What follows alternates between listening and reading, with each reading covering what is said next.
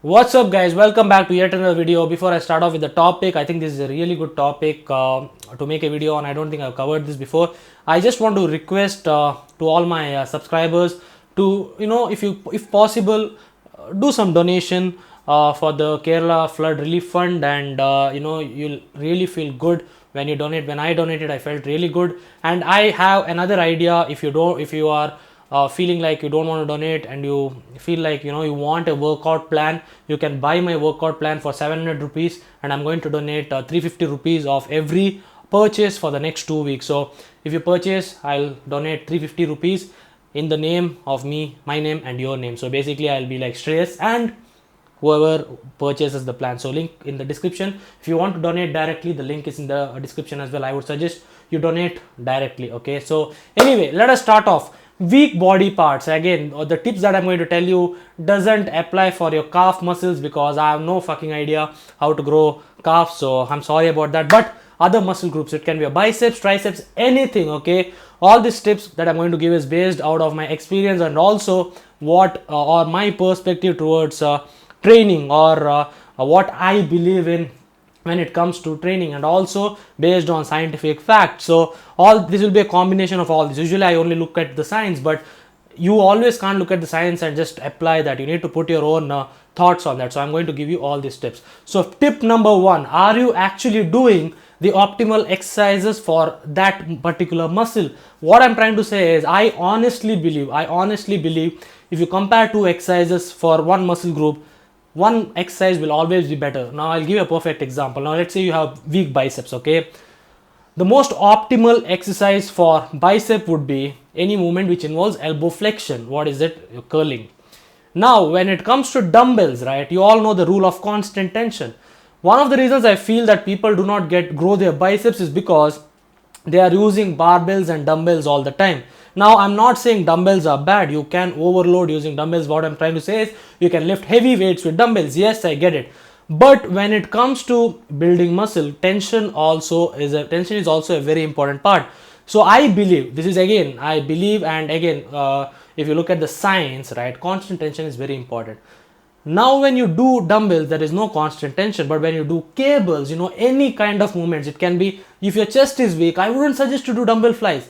Do cable flies. I know Arnold said that doing dumbbell flies will expand your chest and all that, but if you think properly, if you're doing cable flies, there is tension throughout the range of motion. If you do dumbbell flies, you should be doing only this much and you're losing some range of motion, right? So I would suggest for any kind of isolation movements, try and emphasize more on cables, just because you can provide a constant tension for your muscle. I'm not saying dumbbells are bad, again, not saying that, but if you have a weak muscle group, and you will know if you have a weak muscle group, right, when you click pictures, you should be doing more of cables. As simple as that. That is what I'm trying to mean by optimal. I wouldn't say you start holding cable and doing squats. No, when it comes to huge movements like compound movements, I would always suggest go for heavier and barbell movements where you can really overload. But when it comes to certain smaller muscle groups and you're trying to isolate, go for cables, constant tension. So choose optimal exercises. If you want to know the optimal exercises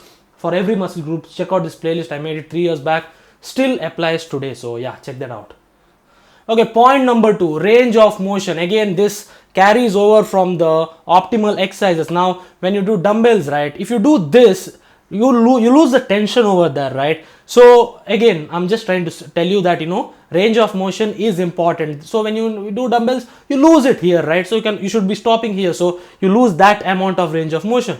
So range of motion, over studies they have found that partial reps might help you build muscle, might help you increase power, explosiveness. I agree with that. Some athletes, they might do it, but again, I would suggest you do full range of motion. For chest, I would say you come touch your chest. If you're doing barbell, if you're doing dumbbell, come all the way down and go all the way up. So anything, it can be any isolation exercise. Range of motion is really important, and you can get a complete range of motion while maintaining tension on your muscle only when you choose an optimal exercise. If you don't choose an optimal exercise, even if you do full range of motion, doesn't mean there is tension on the muscle. You need to provide tension to the muscle, and that can happen when you choose optimal exercise and also when you choose optimal exercises, you can provide full range of motion.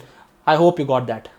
Guys, I can't stress enough about the exercise form, because exercise form is really important. I can give you multiple examples. The best example would be dumbbell rows, okay, bent over dumbbell rows. I see so many people, I'll display a video or picture on the screen.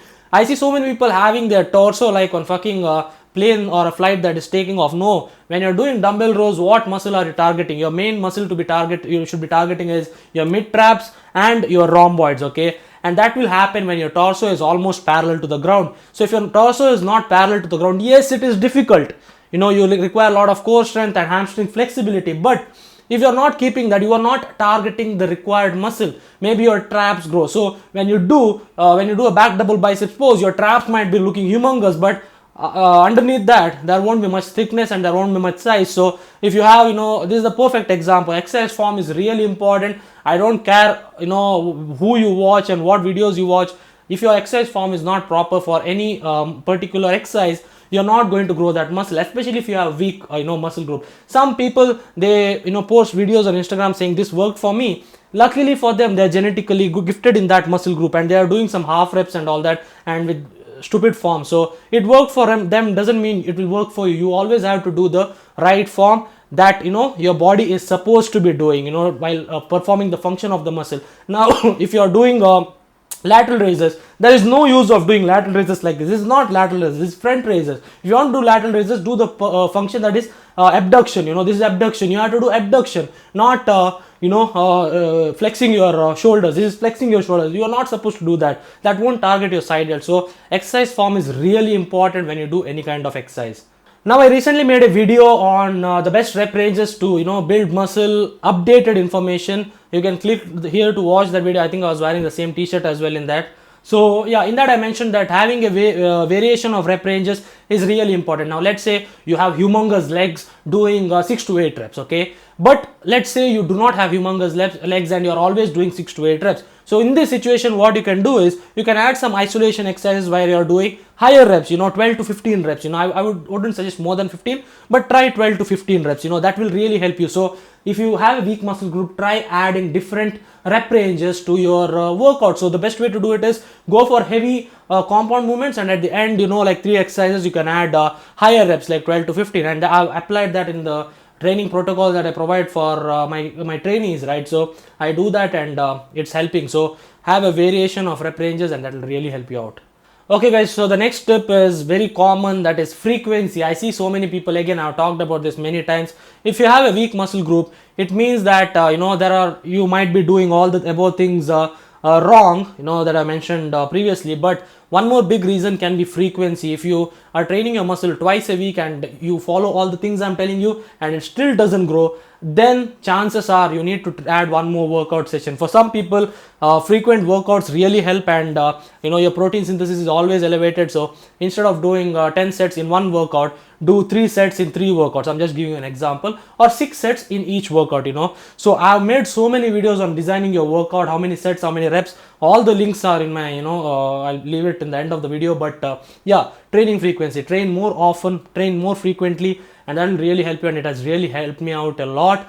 And the final tip is meals, calories. Are you eating enough calories to gain muscle? And sometimes you just need to eat that extra amount, especially if you're a hard gainer or something like that. For me, gaining weight is easy. I just need to eat like 100 calories above my maintenance. I'm not even joking. But for some people, they need to eat more. So you need to be eating enough food, which involves enough protein as well. Consume at least 1 gram of protein per pound of body weight, or 2.2 grams of protein per kg of body weight. That is really important. So these were my tips, guys. I hope it made sense to you. And at the end of the day, everything in fitness, right, every damn thing in fitness is actually simple. You just need to put some thought.